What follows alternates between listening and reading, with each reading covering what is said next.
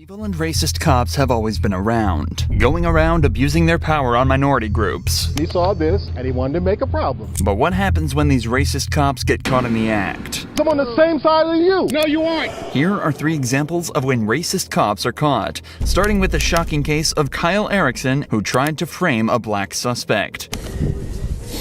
A little bit of weed. On the 13th of March 2018, Officer Kyle Erickson and his partner pulled over Jason Serrano and his friend for an apparent broken taillight. However, this stop ended up getting seriously out of hand when a cop tried to plant evidence. The car smells like marijuana, so we're gonna check it, all right? Okay, and then what? Then that's it. Then I gotta make sure everything's good with your end. Just get the taillight fixed. There's nothing in the car, you'll be good to go. All right? Immediately, the cops claim they can smell marijuana in the car and say that they're gonna have to search it. Usually, a civilian has the right to refuse a search, but if the cops have probable cause to believe a suspect has committed a crime, they can bypass that right and search their property without consent.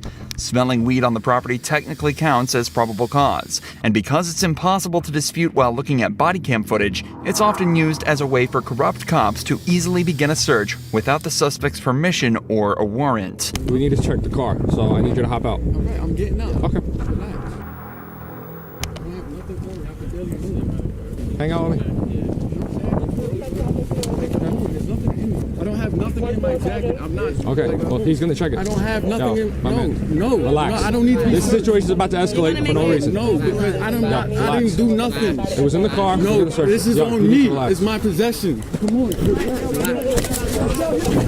Relax. Relax. Relax. Put that jacket down right now. Put the jacket down. Cuff him up. For the rest of the body cam footage, Jason is left on the ground handcuffed and visibly in pain from the takedown. It took almost 20 minutes for an ambulance to arrive. It's unclear on the body cam footage, but with how much pain Jason is in, it's obvious that an unnecessary amount of force was used to take him down. So for the cops, this is just where the story begins, and you can see the exact moment reality sets in for them. All right, I'm searching the rest of the car. Actually, I'll let you check. Yeah. There's my flashlight. I'll stay with him. The officers are fully aware that they've hurt Jason, and if their car turns up empty, all they've done is searched a car without a warrant and used excessive force to unlawfully detain a civilian. However, if they do find something illegal, then all of that should magically go away, as Jason and the driver go from civilians to criminals, and they're just helping bring them to justice. At this point, it's not necessarily just about race. They're trying to save themselves after making a violent mistake. Obviously, this is horribly corrupt, but nevertheless, the stakes are high for the cops. Their jobs are on the line, and they have to find something. No, she has the proper documentation for the plates. Temporary registration's valid. Just ran her permit only. He doesn't have a driver's license. Yeah, that's pretty much it. Just seeing my partner found anything yet.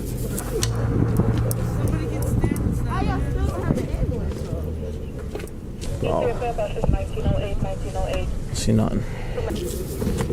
Nothing? After searching the entire vehicle for about 5 minutes, the cops turn up nothing, and they both start to seem more and more agitated. But here's where things start to take a dark and shady turn. When the officers fail to turn up anything, they decide to get a little creative. See nothing. You know what I mean? Yeah.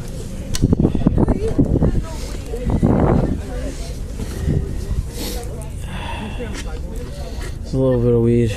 Without even trying to hide it from his camera, the detective places a small bud of marijuana in the cup holder of the vehicle where he's already checked multiple times. The way the officer does this without even trying to hide it implies that he's almost certain that this will never come back to haunt them, and even suggests that this might not be his first time doing it either. In fact, the way the cops have been talking to each other the entire time indicates that this might just be a regular step in their process.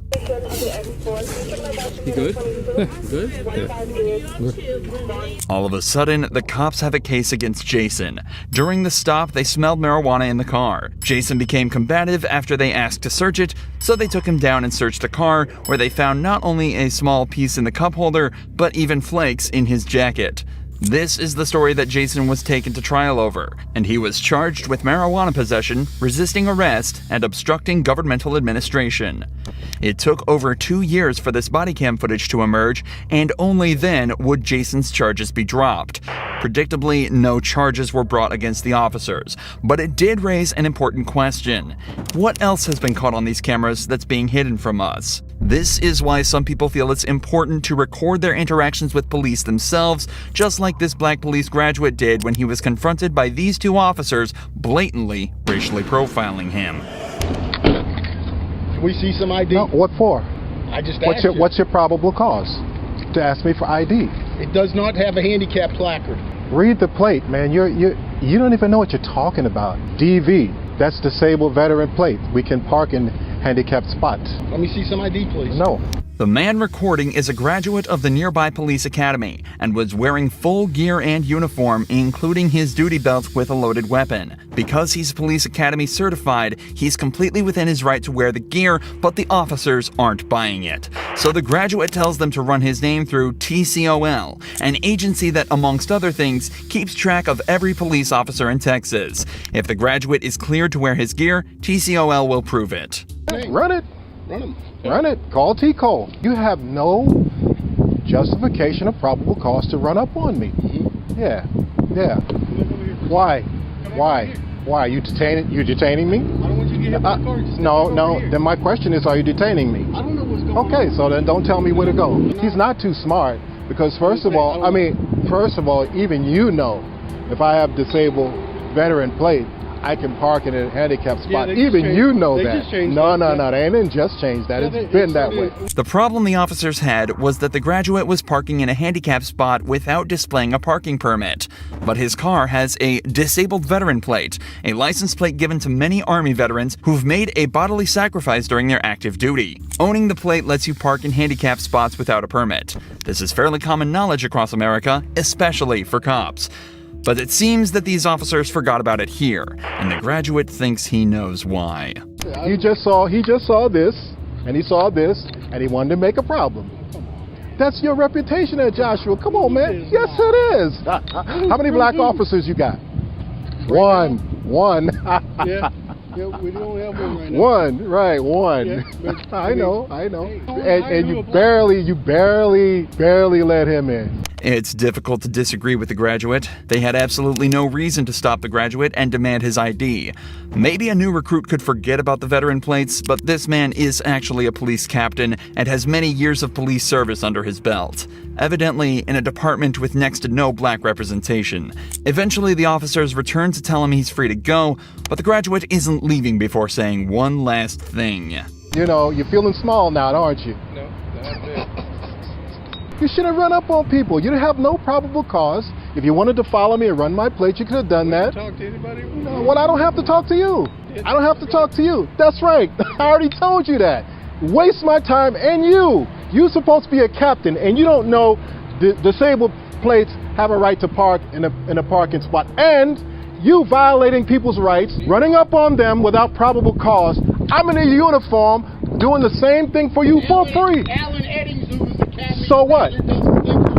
I don't care what he thinks. I'm a graduate and I have T-Code certification. I have T-Code certification. Yes, I do. That's what you checked it. It says who? My certification doesn't say expired. You want it to be expired because you see brown skin. So take a walk. Walk of shame, Captain.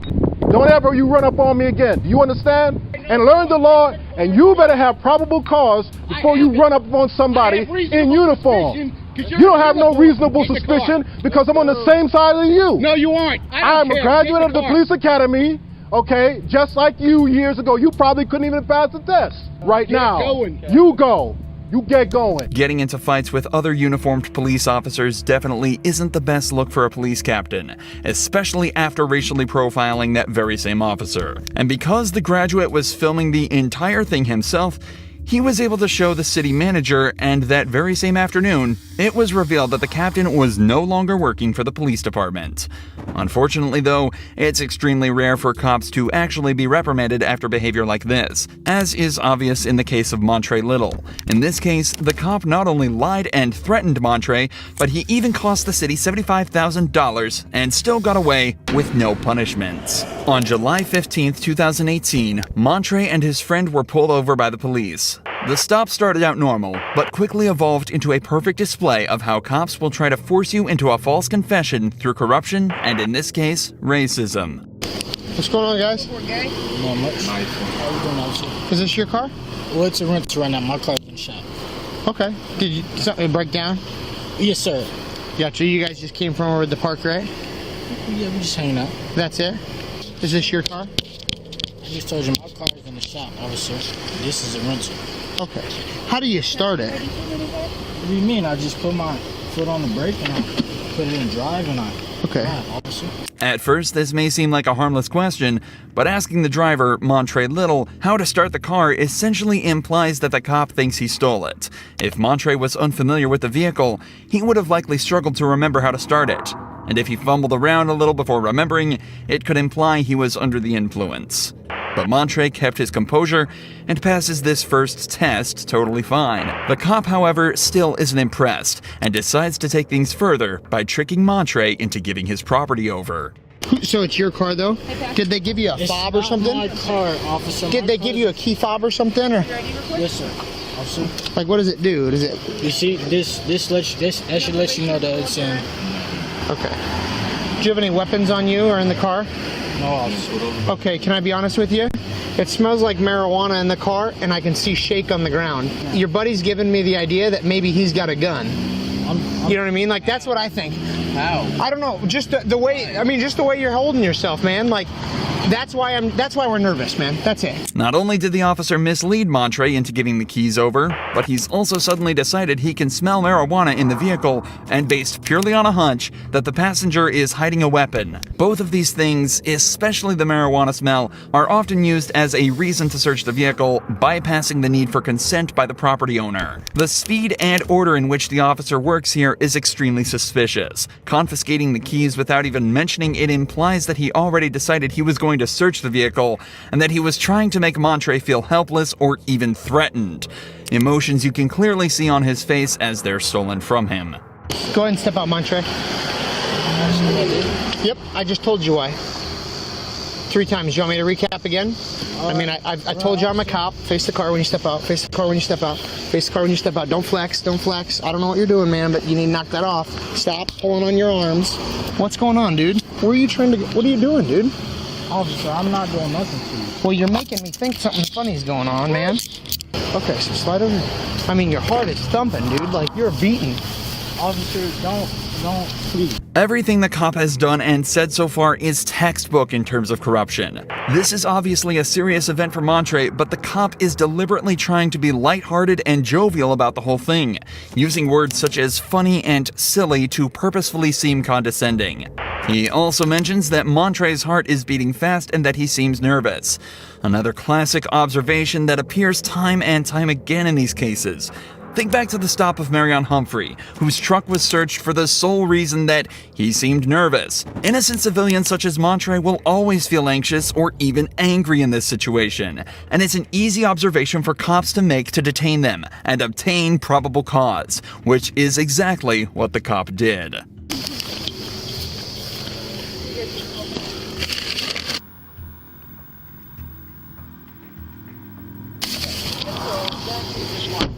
The search uncovered nothing illegal in Montre's car, but the cop kept him in the back of his patrol vehicle. This is where things start to get really shady.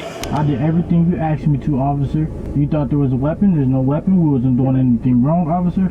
I'm not sure why you pulled me over. At your rental, everything is fine. There was no breaking taillight or nothing, officer. I did nothing wrong with you. Did I make anything up when I said the car smelled like marijuana? Yeah, a little bit. A little bit. Hold on. Because there was nobody smoking in the car. Is there marijuana shake on the floor of the car? Officer, that was cigarette ash, okay? You didn't find no marijuana. I'm not charging you with marijuana. But here's what if you want me to be real with you, like I want you to be real with me for a second. Like, did I make that up? I believe so, officer. Okay, so you want me to just write you the ticket for the stuff that I have to write you tickets for? If you think that I'm lying, like, then we'll go to court and we'll talk about it then. Okay. Or do you want to just be real with me and I'll be real with you? Wow, officer. Montre is being aggressively backed into a corner. The cop obviously knows that he's done something wrong. He's only trying to get Montre to forget about it and move past it without further incident. When he doesn't, the cop threatens him by saying he'll write up the ticket and he'll have to take it to court, where it'll essentially be Montre versus the world. It's also important to remember that cops are allowed to lie and use deceptive tactics to extract a confession. If Montre had told him that he didn't make up the smell, then in a weird, twisted way, he essentially just admitted to possessing illegal drugs. Luckily, Montre maintained his story and was reluctantly let go by the cops. Just days later, Montre sued the city and after a year of fighting, reached a settlement of $75,000 based on an unlawful traffic stop and warrantless search. The cop was removed from patrol duty, but not fired, despite leading one of the most callous displays of corruption ever caught on camera. But the police are extremely good at one-upping themselves when it comes to corruption. Take, for example, the time when 2 Californian cops essentially kidnapped a man eating lunch in his own car. What's going on? You live around here? Hey, don't touch, bro. Relax. Hey, you match the description of somebody, okay, that just committed a burglary in the area. Okay, you're on camera, so don't step out of the car. Is your body cam on? It's on. Yes, it's on. What? Step on out, dude. We'll explain everything to you, okay? Just step out of the car. Step out of the car. I'm not stepping out of the car. You're being detained for a burglary investigation, okay, sir? So step out. No. Do you live in the area? I'm not answering questions. I want my lawyer. Okay. Step out of the car. You're being detained right now. All right. Step out of the car. Firstly, the suspect named Jamal Williams does everything right. He tells the cops he's not answering any questions until he has a lawyer. Unfortunately for him, though, the cops aren't having any of it because he matches the description of a suspect that technically gives them the right to detain him while they investigate further. What's interesting is that the only description the cops had was that it was a black male wearing all black in his early 20s. Possibly a red t-shirt underneath. Jamal is 40 years old, wearing a red hoodie and gray sweatpants. It's also incredibly hard to punish cops for detaining someone that doesn't match that description, as they could just say they thought he did. In general, the system is very lackluster, but it shouldn't necessarily harm or bother Jamal. Not unless the cops do this. Sir. Step on out, dude. You're on camera, dude, so don't do anything dumb, okay? Hold on, I'm gonna get this on camera. Go ahead, you can record. Step out of the car, please. He's being aggressive. Hey, stop resisting, dude. Stop resisting. I'm just. Why are you? No, man. Okay. Out of the car. Call your supervisor. Call your supervisor. Call your supervisor. Call your supervisor. Call your supervisor. Stop, dude. Call your supervisor. Call your supervisor. Call your supervisor. I'm gonna chase you, dude. Call your supervisor. Get out of the car. Call your supervisor. Yeah, call your supervisor. I got Give me your hand. I don't give you consent to touch me. Don't reach. I don't give you consent to touch me. Don't reach. I don't give you consent. Handcuff. Initially, Jamal showed no signs of aggression and no signs of resisting. He was just trying to open his phone to record the interaction for his own safety. Nevertheless, the cop immediately said he's being aggressive as Jamal was willingly stepping out of the car. Step out of the car, please. He's being aggressive. This obviously frustrated Jamal, and he later admitted from then he did try and stay inside the vehicle. But the amount of force the cops used from here on was completely unwarranted. One cop even pulled a taser and threatened to use it on Jamal, despite him posing no actual threat. Jamal is then handcuffed and kept face down on the tarmac while multiple other patrol vehicles arrive at the scene. For a man guilty of nothing other than eating his lunch, that sure is a lot of cops. If we take these off, are you going to cause a problem? Are you going to kick any windows out, anything like that? I don't answer questions. You can leave them on then, that's fine. That's fine. Which one do you want to stand him up and get him to a car? Just leave him here until fire sees him real quick, make it easy. He doesn't want to walk, and he doesn't want to answer questions, and we'll just leave him there. Alright, cool.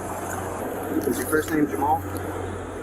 That's who the car's registered. I don't give you consent to go in my car and check my car. I don't give you consent to check my car. You're violating my Fourth Amendment constitutional right. So I think we can move forward and try at least get her in the back seat. Yeah, that's fine. What's your name, guys? Now, why are you guys kidnapped? I can't talk to you until you help me out. Tell me, why am I being kidnapped? Once they move you, we'll figure that out. I'll let you know. Okay. Find a car and put it in there. Okay. We'll talk when you get to here. At this point, there are over a dozen cops at the scene, and Jamal is fully restrained in both handcuffs and leg wraps. He's also already been cleared to not be the suspect, yet he's still taken to the patrol car, fully restrained, and put in the back seat.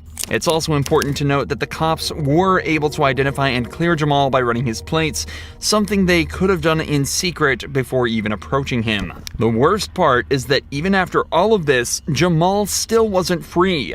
He was cleared of the burglary charge, but he was instead hit with a felony charge of resisting arrest and taken to jail. Jamal later filed a formal complaint with the LA Sheriff's Department. But just as another example of how corrupt this system is, they were allowed to investigate themselves. And as you'd expect, they found no evidence of any wrongdoing. Months later, Jamal filed a civil rights lawsuit against the arresting officers. Unfortunately, though, the story remains much the same. The officers were investigated by a police lieutenant, and after analyzing the body cam footage, it was concluded that Jamal's actions turned the interaction confrontational, and that the arresting officers were courteous throughout the entire event. Jamal's charges were dropped, but no charges were brought against either of the cops.